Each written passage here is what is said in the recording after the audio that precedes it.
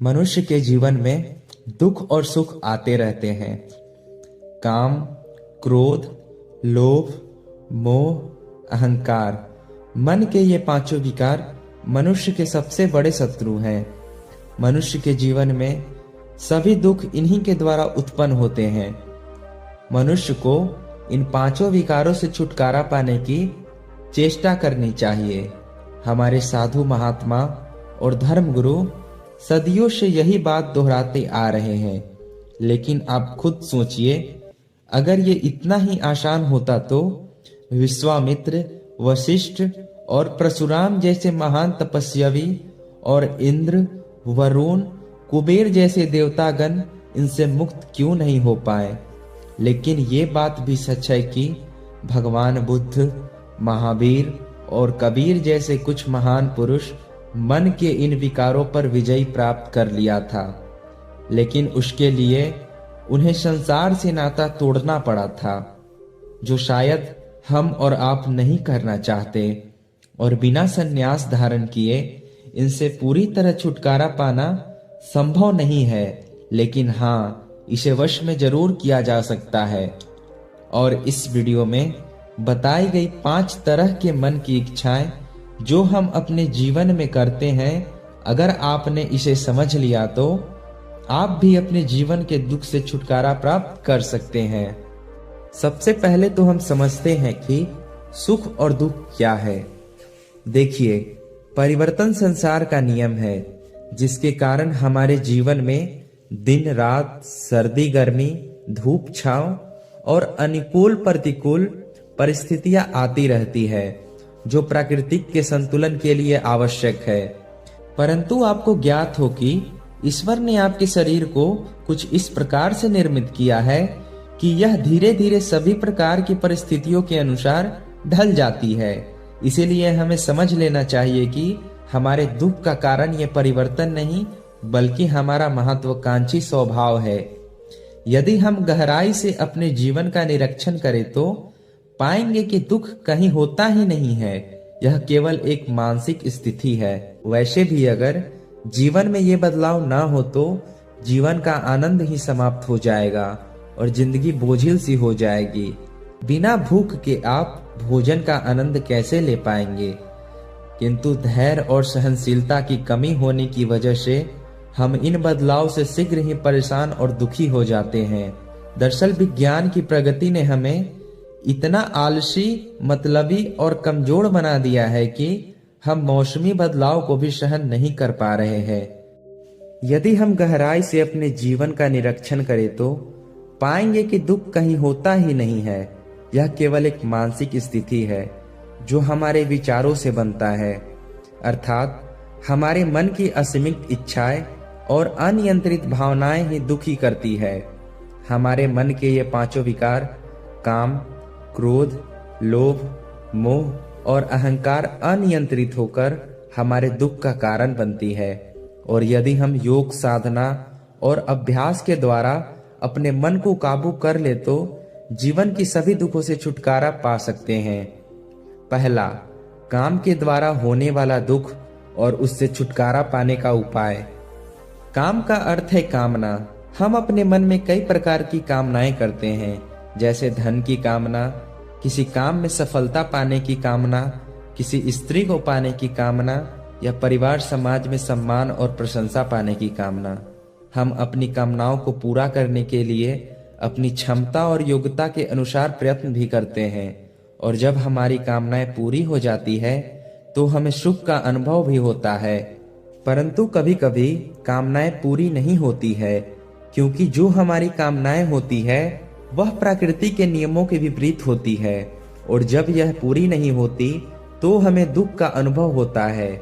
लेकिन हमें समझना चाहिए कि ईश्वर ने सृष्टि के संचालन के लिए प्रकृति के कुछ नियम बनाई है, जो पृथ्वी के सभी जीवों और पदार्थों पर समान रूप से लागू होता है। और यदि हम उन नियमों के अनुरूप अपने जीवन को ढाल ले तो जीवन के 99% दुख से छुटकारा पा सकते हैं।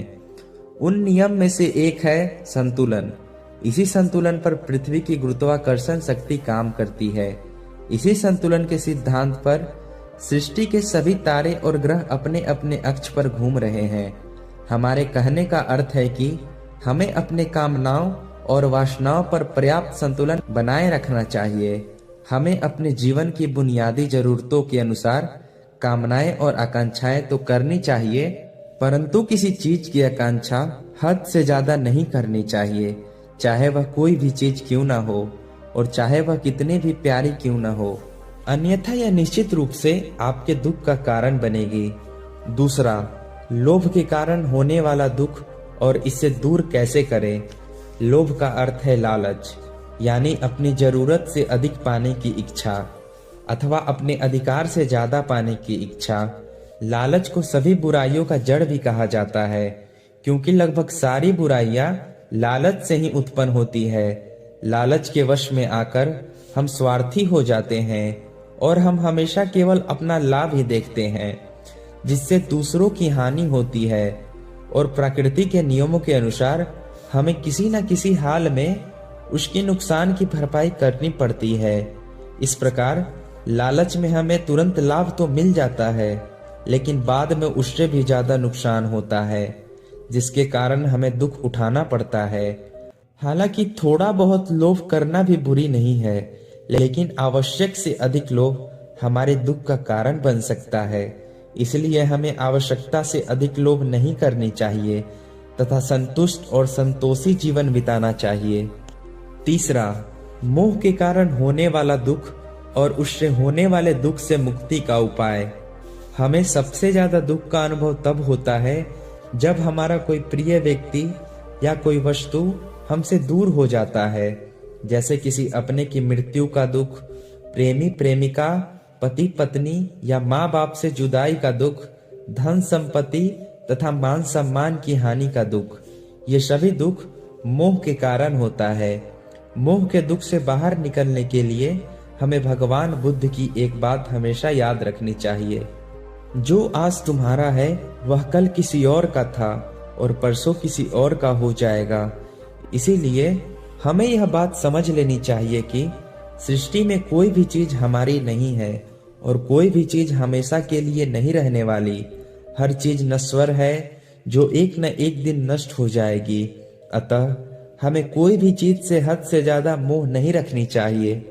चौथा, अहंकार के कारण होने वाला दुख और उस दुख से मुक्ति कैसे पाएं। अहंकार का अर्थ है घमंड। हर चीज की एक हद होती है, एक सीमा होती है, और एक सीमा से आगे बढ़ने से एक अच्छी से अच्छी चीज भी आपके लिए दुखदायक हो जाती है।